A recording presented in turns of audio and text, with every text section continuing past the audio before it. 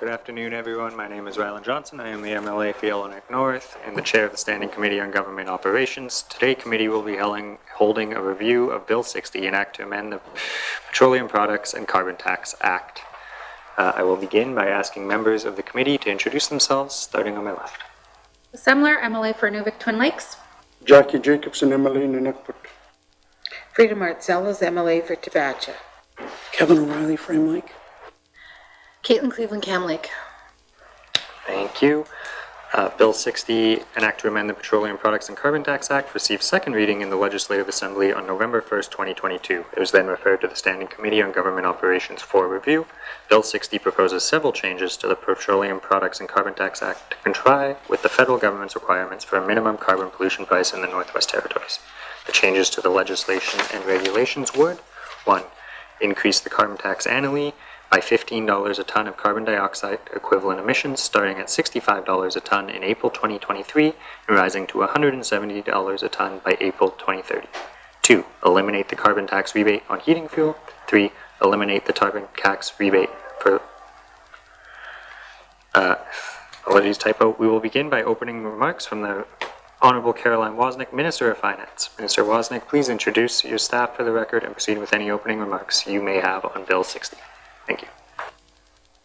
Thank you, Mr. Chair. Mr. Chair, today with me is Bill McKay, the Deputy Minister of Finance, Terence Coutre, Deputy Secretary to the Financial Management Board, Kelly Bluck, the Director of Fiscal Policy, and with opening remarks, Mr. Chair, I am here to discuss Bill 60, an act to amend the Petroleum Products and Carbon Tax Act, which are amendments to update the Northwest Territories carbon tax rate schedule to meet the revised federal carbon pricing benchmarks from April 1st, 2023 to April 1st, 2030. As committee knows, the GNWT introduced Bill 60 so that the Northwest Territories carbon tax rates remain in compliance with the federal government's carbon pricing commitments. Committee also knows that updated federal criteria requires that the GNWT eliminates carbon tax rebates that negate the carbon price signal. The approach to mitigating the effect of the carbon tax on residents will be addressed as part of the budget process if Bill 60 is passed. We have briefed Standing Committee on Government Operations on the government's proposed approach to carbon pricing revenue recycling. We have included that approach in the 23-24 budget that was released on February the 8th. We provided other options to better address the implications of applying the carbon tax on heating fuel to the committee in a January 30th, 2023 letter from the Government House Leader, and we are committed to working with regular members to approve a carbon revenue recycling approach that best mitigates the effect of the carbon tax on residents and reduces the implications for economic development.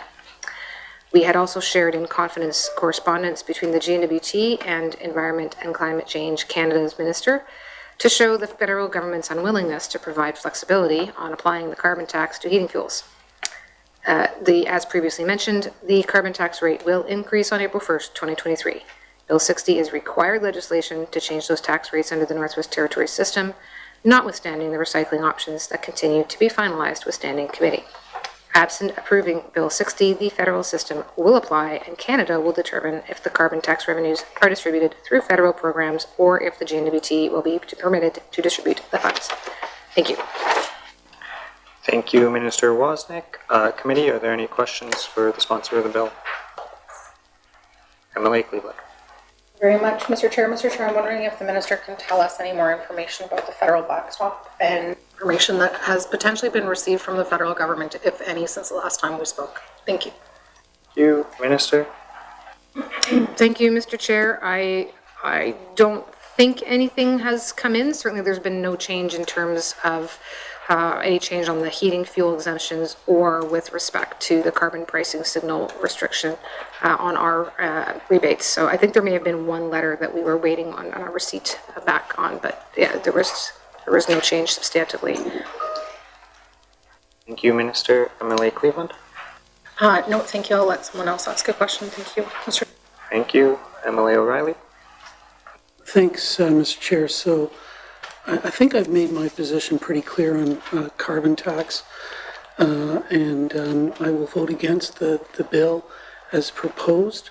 But, you know, I always try to offer some constructive solutions. So I'm going to provide the Minister with my carbon tax wish list. And first off, the Yukon is under the federal backstop, and I would much rather that we have a legislated rebate impact mitigation system like in the Yukon, and I'll be tabling their legislation in the House today. I believe that we should have regionalized cost of living offset system for individuals through the tax system, and I know the minister has proposed a zone system, and I think that we can probably work with that. I think there needs to be revenue sharing with community governments, as there is in the Yukon, fair treatment of all businesses and NGOs by providing some assistance and reducing the large emitter rebates, or whatever the system is going to be called, requirements for separate accounting and public reporting of carbon tax revenues and spending of those funds, set them up as a revolving fund, and with a legislative requirement for public reporting.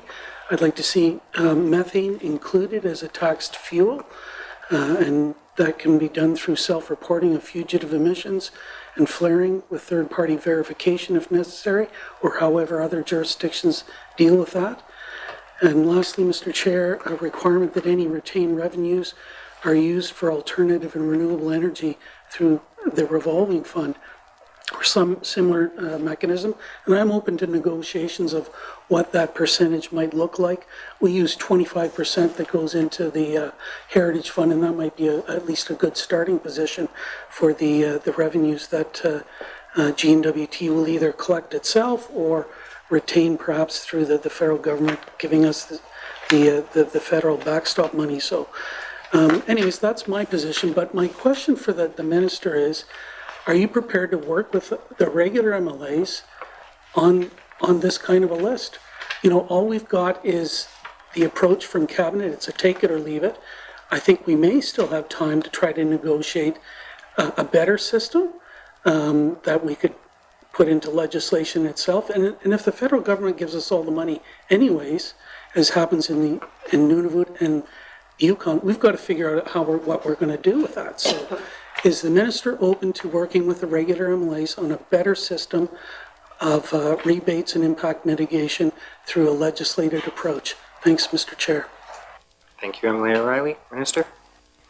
Thank you, Mr. Chair. So, Mr. Chair, I'm always open to working with MLAs.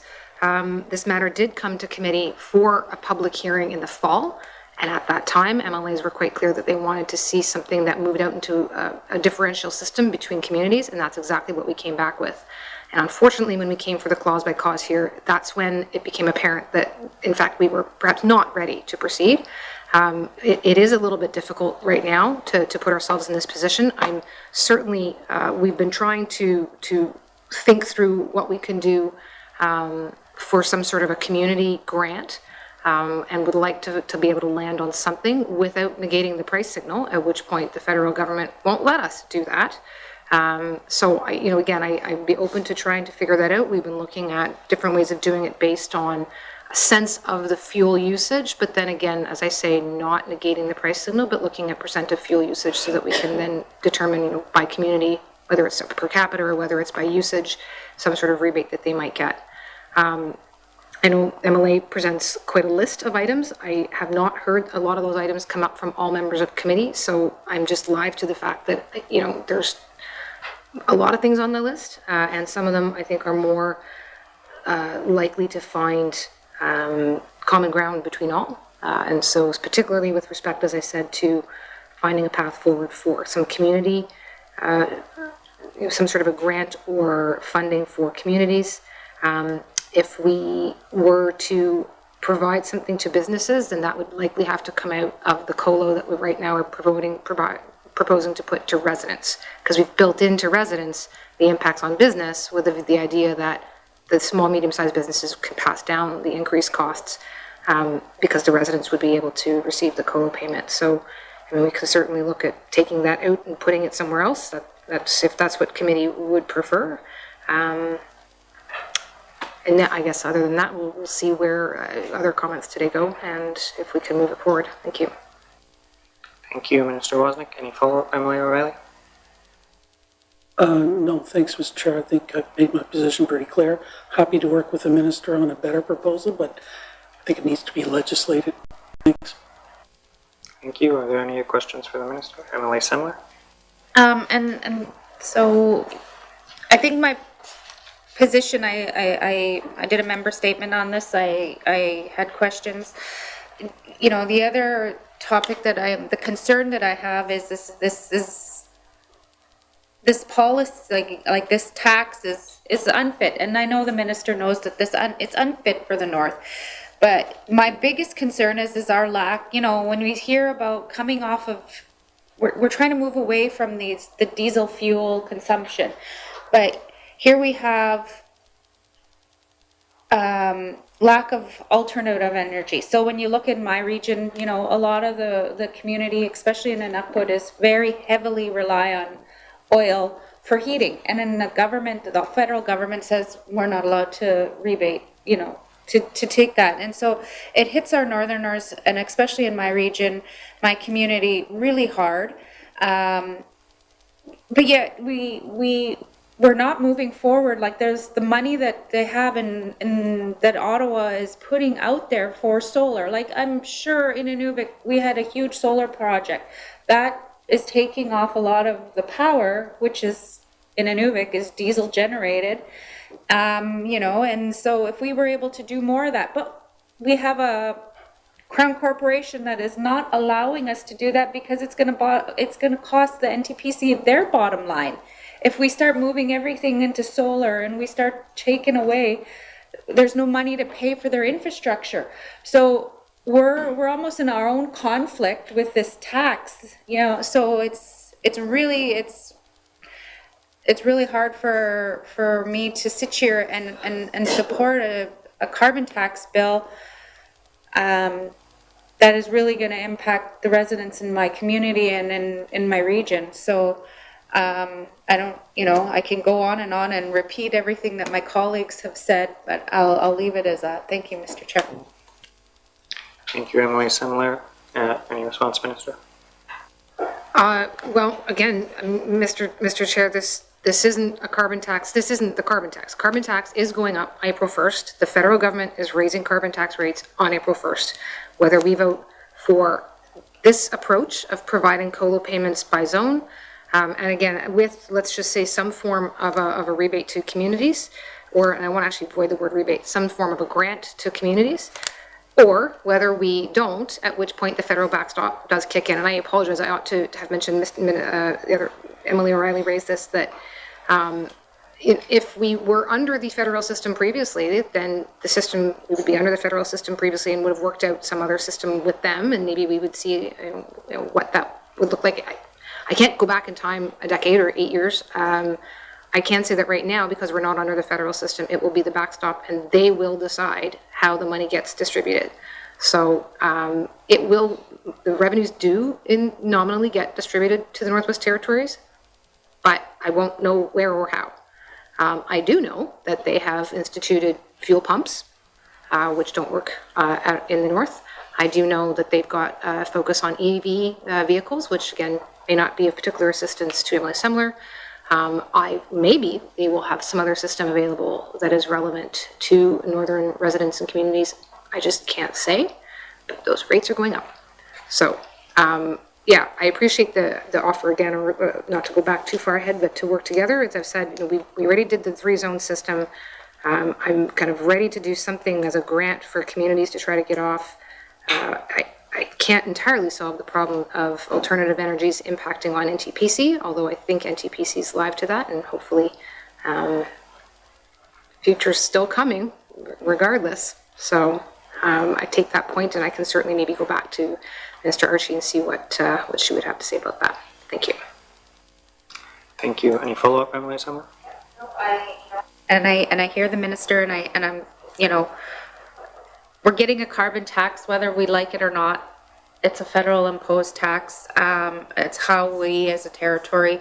So I'm just hoping, again, just like my colleague, that we're able to sit down before the end of this sitting to be able to come up with something that we can all agree upon that will work for the territory. And I'll just leave it at that. Thank you.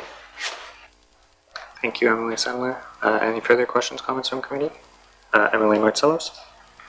So we got some letters from the NWT Chamber of Commerce, with regards to small business, and I don't see anything that is going to benefit small business in the North. The backbone of the small business in the North has been affected, especially during the pandemic, and we're just continuing to do that.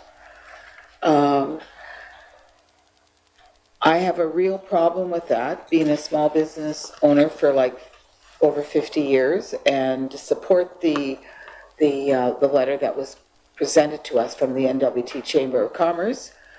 I also support the stand that's taken by the NWT Senior Society with the increase in everyday lifestyle of the seniors.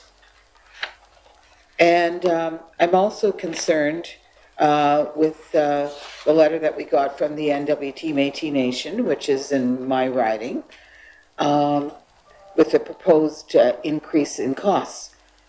And, sometimes I have very strong convictions as to listening to ordinary people. And ordinary people is everybody that it's going to affect. And I know it's coming, but sometimes you got to stand up for the people that it's going to affect the most, and I will be voting against this bill. I have a real problem when we have we get a bill in front of us, and yes, it's being shoved down our throats by the federal government, because that happens many times even with the territorial government when it comes to Indigenous people. And I have a real problem when it's dealing with business and seniors, because we have the largest per capita senior population in the Northwest Territories in my riding. And I have to say that I don't agree with the carbon tax. And I hear it every day on the street. And I think that in the long run, everybody had to agree, or I'm also asking the minister, was there any mediation that was done with this carbon tax for the Northwest Territories, or if it was just one meeting and then we were told we have to do this? Thank you, Mr. Chair. Thank you, Emily Marcellus. Minister? Thank you, Mr. Chair.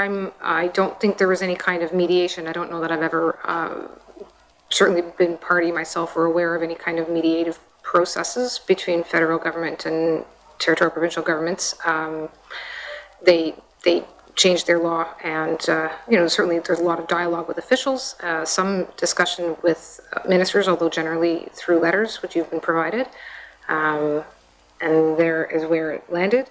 With respect to the seniors, I would just remind there is the seniors home heating subsidy that pays, I believe, it's EC&E program, but I believe it's 80%. So obviously there'll be some nominal increases that have to go there. So there is some effort, existing effort already, to support individuals who pay more and who may be less well placed to do so. Folks, again, in public housing, similarly, would potentially be seeing their costs paid under the public housing or through income assistance.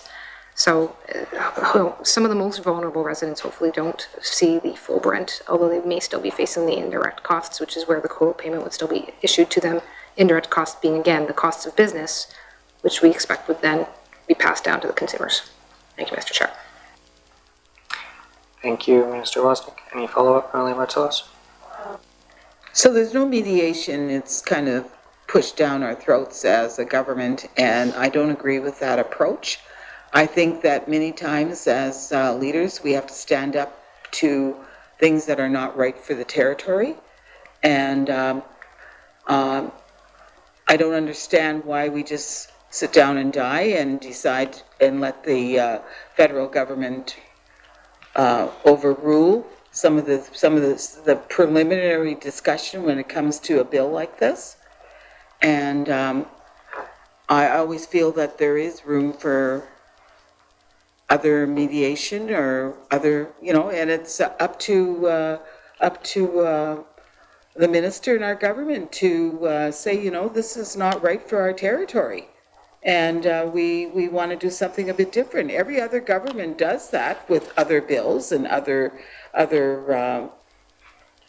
and I feel very strongly on this, because when it's affecting seniors, when it's affecting ordinary people, it's going to affect everyone in the territories, no matter who you are. And it's going to affect small business. And we don't have enough small business in the territory. We talk about an economy, and we talk about all these things, and we're letting this happen. And we're probably the least of the carbon whatever emitter in Canada, and yet we're saying it's okay to be the same as everybody else, and I don't agree with that. Thank you, Mr. Chair. Thank you, Emily Martselos. Any response, Minister? Thank you, Mr. Chair. Mr. Chair, we did make the effort to share the letters that were written to the federal government expressing our rather dismay about the approach taken. It's a position that was shared by a number of provinces and territories. I've had the opportunity to speak with other ministerial colleagues from those other jurisdictions, and I don't know that any of them were any more successful in changing the approach of the federal government. Thank you. Thank you, Minister. Any further questions, comments from committee? Emily Jacobson? Thank you, Mr. Chair. No, I really find it troubling in regards to, the cost of what we're paying already in the communities, and the increase that's going to affect my constituents directly. I think it's going to be almost another 17%, and when we're already paying for heating fuel in the communities, like for home heating fuel is about $2.21, gasoline at the pump is about $2.30 to $2.60. It's only going to affect us more. Like I took my stance already earlier in this sitting this last month. I'm not in support of this bill. I really want us to see us go to the federal backstop and let them do it for us, because it's going to paint us and doing their government's dirty work, I think, and I ain't accepting that.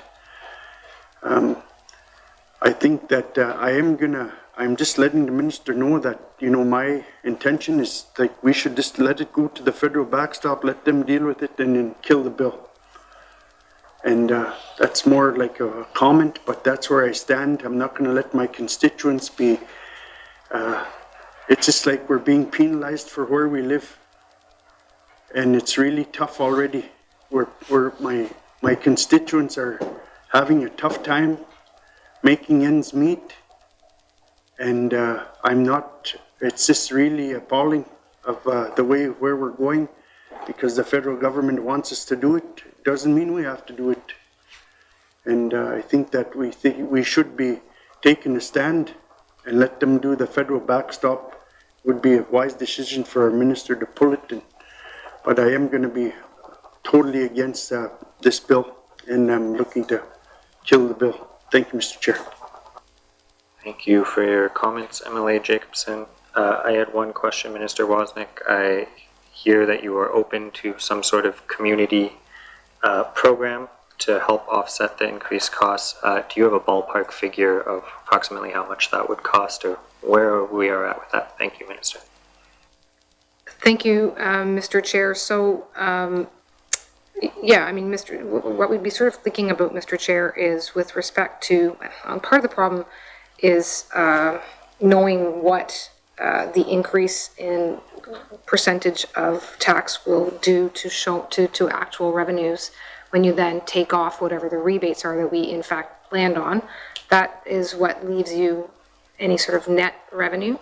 But I would think somewhere in a ballpark of around $1 million to be distributed between the communities. And then in terms of doing that, whether you do it based upon the population of the community, whether you do it based upon their percentage of fuel usage, again, a fuel usage approach might be more appropriate because it would reflect the communities that have a higher fuel usage route, as opposed to just by population and per capita. But I would just want to caution that, again, we want to not wind up negating the price signal of fuel paid by the communities, because then we will run up against the federal government telling us that we can't do that. So, but this as a ballpark, that's where we were trying to figure that number out. I hear the concerns again, and going to the federal system. One other thing, Mr. Chair, if I may, that doesn't seem to come up here a lot, and I get that folks are most concerned, quite rightfully, about individuals, which is why we were focused on creating the system for rebates to individuals.